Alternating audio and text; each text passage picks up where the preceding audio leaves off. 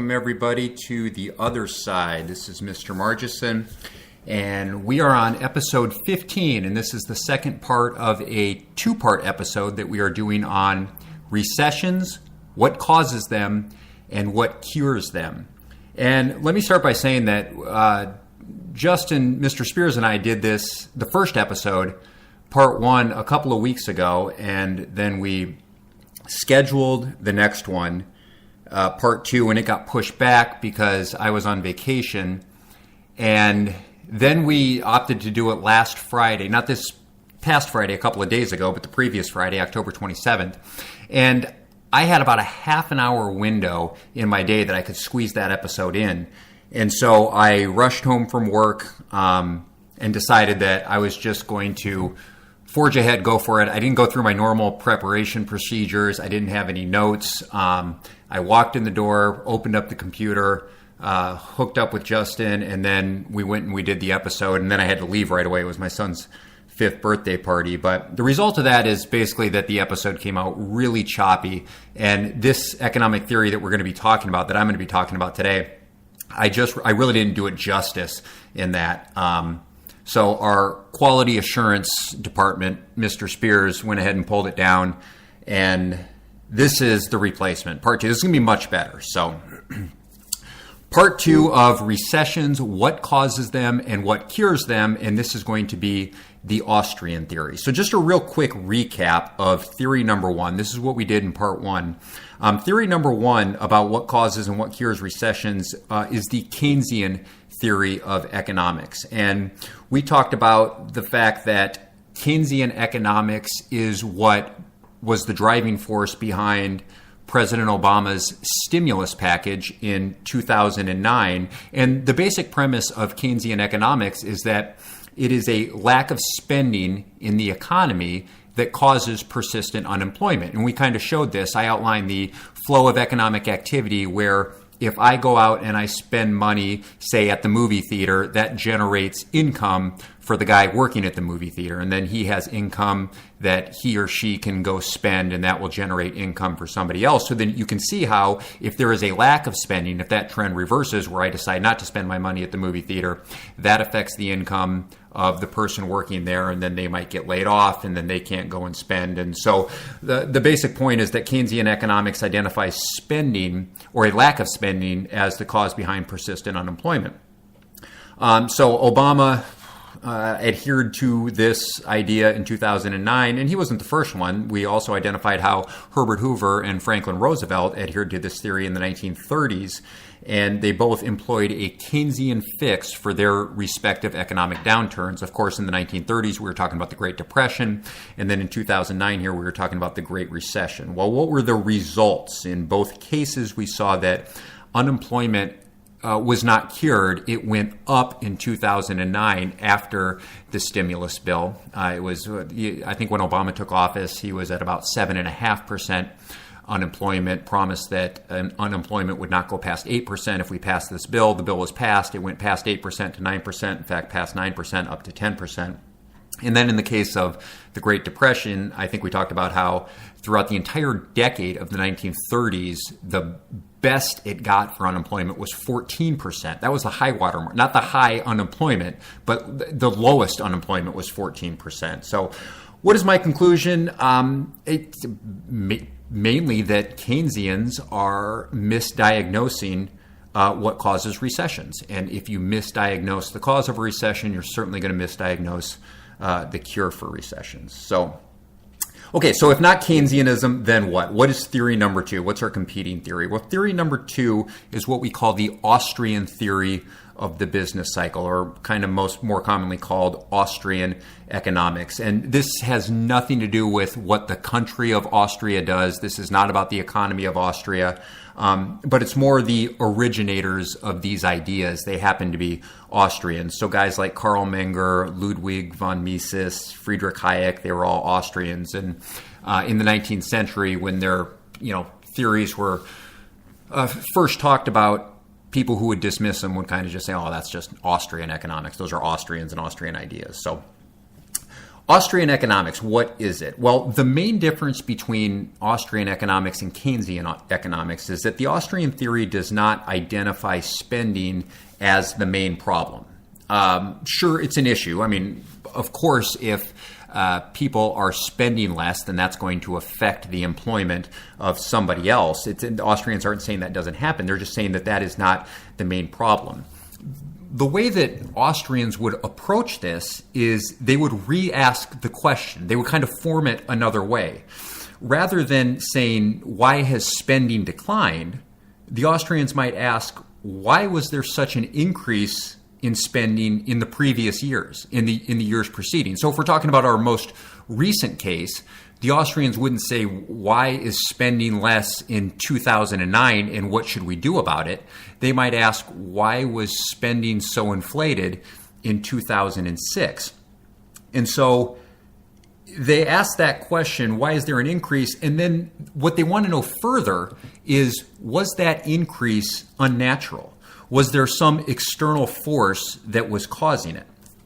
In other words, for Austrians, they're not so concerned with the bust as they are with the boom period. If you look back at recessions in American history, whenever you have one of these spectacular busts, it's preceded by a boom period.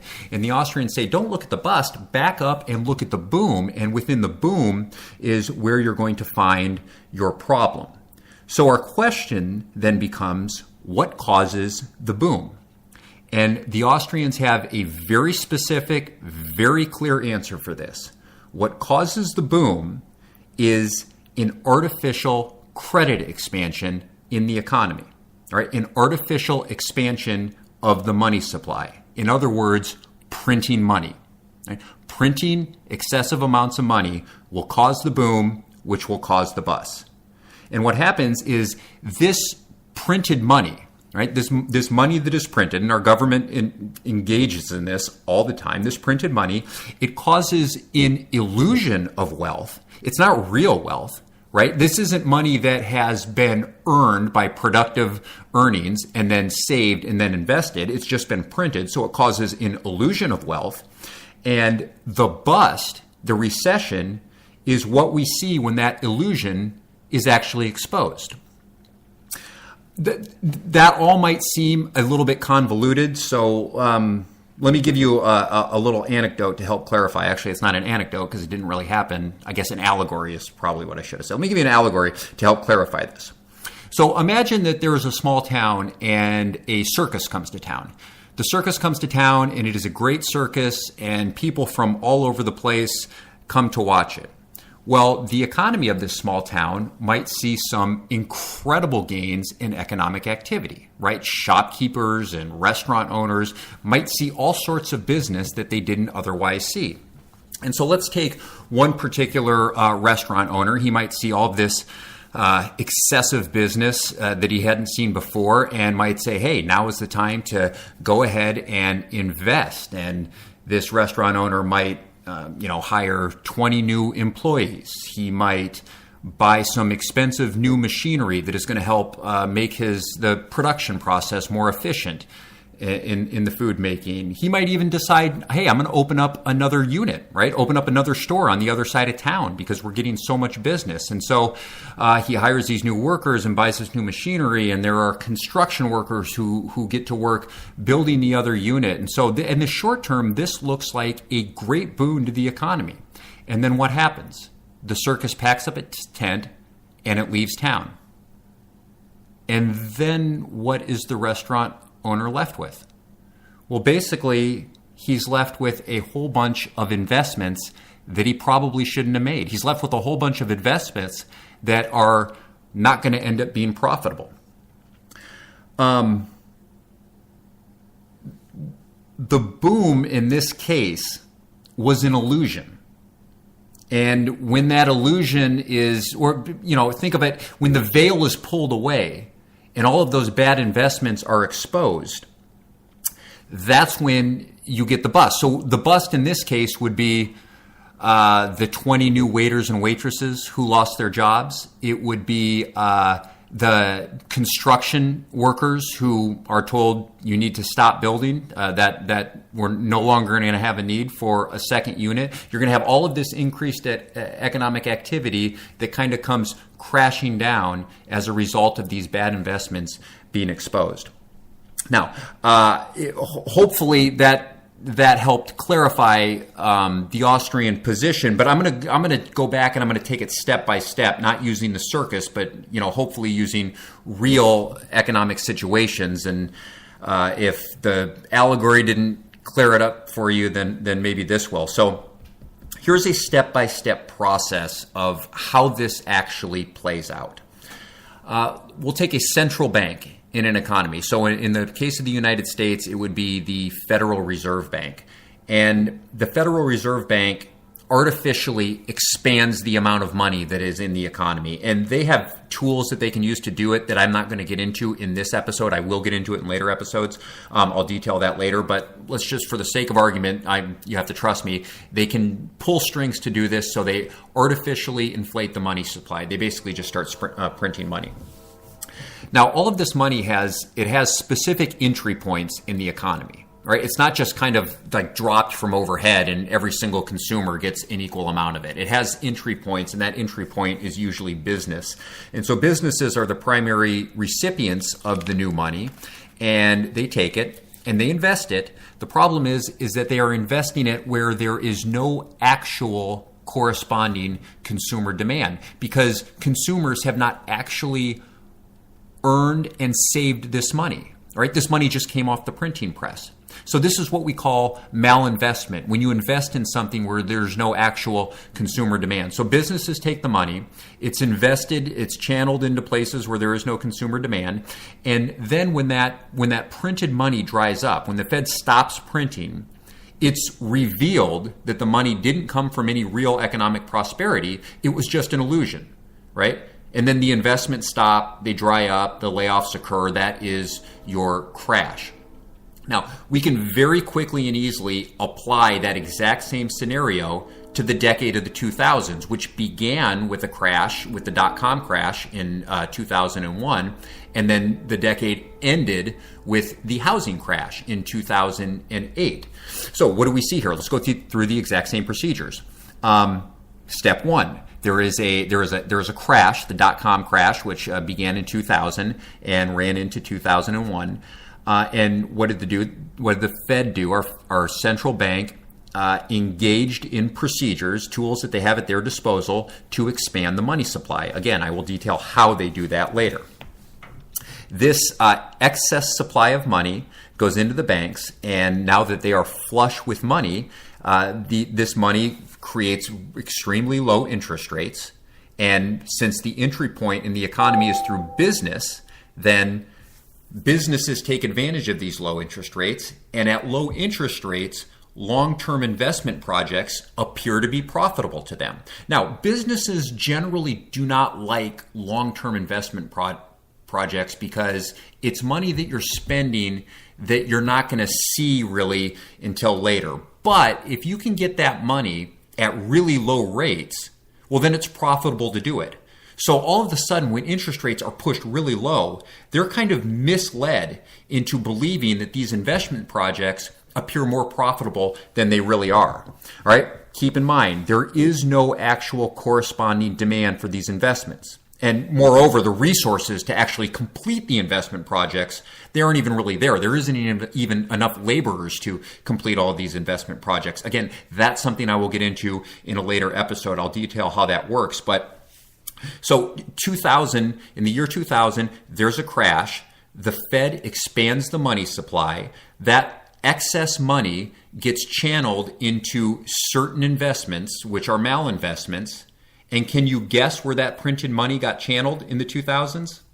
If you said housing, correct. Congratulations. That's right. All of this money went into, not all of it, but the vast majority of this excessive printed money got funneled into the housing market. And it wasn't just construction, although that was a big portion of it. It got also funneled into financial instruments like mortgage-backed securities. You may have heard those and how those help bring down the financial industry. But here's the kicker. All of this money is going into housing, but there was no actual corresponding demand to justify that level of investment. And once that was actually realized, so it takes a few years, but by 2007, when all of these investments had been made, and we stand back and we look and we say, there's actually not as much, there's nowhere near the level of demand to justify this level of investment, there's your bust. And in 2007, we had the bust. Right? The money, it didn't come from real earnings. It didn't come from real economic activity. Right? It didn't come from savings from the public. It wasn't authentic economic prosperity. It was an illusion. It was a circus that came into town and then it left. When that fake money was spent, when it dried up, there's your crash. Now, a common question at this point might be, why dry up the money, right? If you know that's going to happen, why not just continue to print more money to avoid the crash? Well, I think if you step back and look at that question, it's easily answerable. Why can't an economy just continue to keep printing money? Well, then you get into hyperinflation, right? If you may remember from school, Germany in the 1920s, they used this as partially the way to pay off their World War I war debts, was to just print money. There wasn't actual prosperity, and their economy crashed. They went into hyperinflation. Their notes, which were called marks, were worth nothing, and you heard stories about it was actually more worth it for people to burn the notes and get a unit of warmth from the fireplace than it was to actually spend it. That's how worthless the German marks were at the time. So it's not an option to just continue. The Fed can't just keep printing indefinitely. It prints and then it has to stop. So why even print at all? Well, that's a good question. So, quick recap. The Fed artificially expanded the money supply. That money got funneled into bad investments like housing, and those investments were doomed to eventually bust because the demand wasn't there, right? The public just didn't have that same demand. Now, here's what's amazing. After the housing market crash, what does the Fed do? They print more money. I'm not making this up. In fact, you couldn't make this up. What is the first thing that they do? They flooded the banks with more money. They printed more money to drop interest rates even lower, right? Recap of interest rates. In June of 2000, when the dot-com bubble started to crash or was in the midst of a crash, the federal funds rate, and it's not important that you know what that is, but let's just use, that's going to be our benchmark interest rate. The federal funds rate was 6.5% in June of 2000. Right? The Fed engages in its tools to expand the money supply. Banks now have more money. They can lend it out cheaper. And by 2004, at kind of the height of the housing market, not quite the height, but getting there, that interest rate, that federal funds rate was down to 1%. Right? Banks are, again, they're flush with money. They're loaning it out. It's all getting channeled into the housing market. By June of 2007, when this process is stopping, right, when the circus is packing up its stuff and getting ready to leave town, we see that interest rate has creeped up to 5.25%. Now listen to what I said, June of 2000. Go back and look at economic data, and you will see it is shortly thereafter, at the end of 2000, when we see this crash begin. Right, the printing slowed. The circus left town, and all of those bad investments got exposed. What does the Fed do? They print more money. That was honestly their plan. So in addition to, of course, the stimulus, so we borrowed, $800 billion from whatever, China and what have you. And in addition to what they called, their words are quantitative easing. That is a fancy way of saying we're printing more money. So the Fed prints more money, much more money. And by June of 2009, 9 years after where we started, in June of 2000, when the federal funds rate was 6.5%, by June of 2009, what is the interest rate? It is 0.2%. It's less than 1%. They had flooded the banks with so much money that the interest rate is now well down under 1%. And the federal funds rate would remain there for the next 8 years. In fact, it was just recently, I think in August of 2017, when the rate actually went back above 1%. Right now, it's like 1.15%. Woohoo, it's over 1%. But you can see that all of that is just the result of the Federal Reserve engaging in the exact same behavior that got us into this mess in the first place, right? They have literally sown the seeds for the next great crash. Okay, so this is an economic theory, of course. So how do we know that the Austrians are right, or why do I think that the Austrians are right? Like we did with the Keynesians, and we went back and we looked at 2009 and we looked at the 1930s. We are going to go back and look at history and look at recessions that have Austrian tendencies to them. So we'll go back to the first one, the first peacetime recession in United States history. This was in 1819. And what happens here? Well, in 1791, in the very beginning of our country, when the Constitution was written, we chartered our first central bank, the first bank of the United States, and that went from it was a 20-year charter, so it went from 1791 to 1811.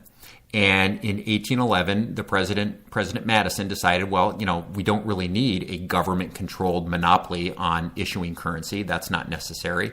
And he decided he wasn't going to recharter it. And all of the skeptics, mainly the people who sided with Alexander Hamilton, said, no, you can't do that. There has to be a central bank, and you're going to crash the economy. And when the charter expired, what happened in 1811, 1812? Did the economy crash? Actually not. In fact, the United States even financed the War of 1812, without a central bank, right? Something that today, they would say it's impossible, you can't do it. Well, we did. We financed a war just using private banks and bonds and stuff. So the economy didn't crash. That bank was actually rechartered, unfortunately, in 1816 for another 20-year charter. And in 1816, what immediately happened? The bank acted as an inflationary tool. It started issuing more money than was deposited. And 1816, 1817, 1818, that happened. And what happened in 1819? There was a crash. So we have a crash in 1819. Now, next great crash was 1837. Remember, the bank was chartered from 1816 for 20 years. That charter ended in 1836. Throughout the early part of the 1830s, we saw, again, the exact same thing. More money is issued than is lent out than is actually deposited. There are way more banknotes than there are gold. What happens? You have a crash in 1837. You see the same thing in 1853 and 1893, 1907, 1920. In each of these cases, all you have to do is look at the data. And this, I'm not making this up. I mean, anybody can find this data. You look at the data for the amount of banknotes that are issued versus the amount of deposits or the amount of gold that the bank actually has. And in each case, the issuance greatly exceeds the amount of deposits prior to the crash. There's a clear pattern here throughout history. When banks artificially increase the money supply, and in the case of this country, when we have a government-controlled monopoly, a central bank which controls our money supply, when they do that, you're going to have excessive money channeled into bad investments, and then bad investments equal a crash. One of the things that I noticed is that after the 2009 crash, this is when I first started getting on board with Austrian economics, was after the 2009 crash. In fact, there was a revival of the Austrian theory after the 2009 crash, or 2008 crash, 2009 recession. And one of the reasons for that is because Austrians were the only ones in the midst of the boom that were predicting the crash. During this time period, so the Fed chair, the chairman of the Federal Reserve, Ben Bernanke, right? It's supposed to be, the smartest guy in the room when it comes to banking and finance. He says there absolutely is no housing bubble. You can just, Google it and Ben Bernanke housing bubble. Hank Paulson, the Treasury Secretary under the Bush administration, he actually is quoted as saying, this is the most sound economy I've ever seen in my life, right? I think he said that in 2007, the beginning, it might have been 2006. But so the head honchos are saying this, and there was a guy named Peter Schiff in Austria, and he is a financial analyst. And Peter Schiff is actually the author of that allegory I told you, the story about the circus that comes to town. And this is a great exposition, in my opinion, of Austrian theory and how to explain it. But Peter Schiff, again, just Google this. Google Peter Schiff predicts housing crash. You can see him on Fox News Business and many other shows. He's on there in 2006 at the height of the boom, predicting a crash and giving the Austrian explanation of why there's going to be a crash. And in one particular episode, Mike Norman is actually laughing at him. Peter Schiff is getting laughed at by these economists. Ben Stein mocked him. He called his fears overblown. And he was right. And people are going back and they're looking at this and they're saying, you know what, maybe there is something to this. Maybe there's actually something to this Austrian theory. Because if you know Austrian theory, look, even if you don't subscribe to it right now, as you're listening to this, if you say, you know what, I'm not too sure. But if you know it and understand it, and then you know what you're looking at, then the crash is really not all that surprising. Let's look at some of the data. I literally just looked this up before I came and I started recording. I looked at the last 10 years. So since, the last crash, when the economy started turning downwards at the end of 2007, what did the numbers look like from then until now? So over the last 10 years. Well, what we see is that real GDP, all right, has increased 13%. What does that mean? That our real economic activity, actual economic activity in this country has increased 13% since 2007. The stock market, it's increased 100% since 2007. Now think about that. All right, actual economic activity has increased 13%. Asset prices in the stock market have increased 100%. A bubble? Could be. U.S. government debt has increased 120%. Okay, again, this is what the Keynesians say will get the economy back on track. Now, if this is the ratio, look, the economy has grown at 13%. After 8 years of Obama, the economy grew at 13%. U.S. government debt has increased 120%. Seriously, is that a decent ratio? We are going to pile on 10 times more debt for every unit of economic activity we get. That doesn't make any sense to me. Personal debt has actually remained the same since 2007. I guess that's a good thing. Mortgage debt has actually remained the same since 2007. I don't know if that's a good or a bad thing because mortgage debt was pretty high, obviously, in 2007. But what we can see here is at least the anatomy of a bubble. Real economic activity at 13%, stock market at 100%. Increase, and government debt at a 120% increase. In fact, it's my belief that within the next, I don't know when all of the money that banks have is going to actually start reaching the market, but I believe that U.S. government debt will be instrumental in the next crash. My beagle doesn't like that either. If that's coming in, that's what you're hearing. I put him outside to avoid this, but he's still barking. So anyway, with this next crash, when there is a next crash, I don't want to say if, but it appears very much that unless something miraculous happens and the Austrian prescription doesn't follow this one time and this one time only, I believe that there will be a crash. What should the government do? Absolutely nothing. And that might seem unconscionable to some, but I mean, you certainly can't do what we've been doing. I mean, you at least after hearing this, hopefully you can admit that, okay, maybe printing excessive amounts of money isn't the proper channel. But then again, after listening to episode 1, it might be not obvious, but at least something to think about that maybe borrowing $800 billion and spending it isn't the right thing to do either. In fact, I believe that the government should do absolutely nothing because, again, in the case of all these previous recessions, prior to the Great Depression in the 1930s, when we embarked on this new Keynesian experiment, what did the government do in 1819? What did the government do in 1837 in that recession? 1853, 1893, 1907, 1920. What did the government do? Absolutely nothing. They didn't go out and borrow a whole bunch of money and rack up a whole bunch of debt. They did nothing. And that's what you should do under Austrian theory. Do nothing. Allow these malinvestments to liquidate. Allow prices to crash. That's an integral part of an economy.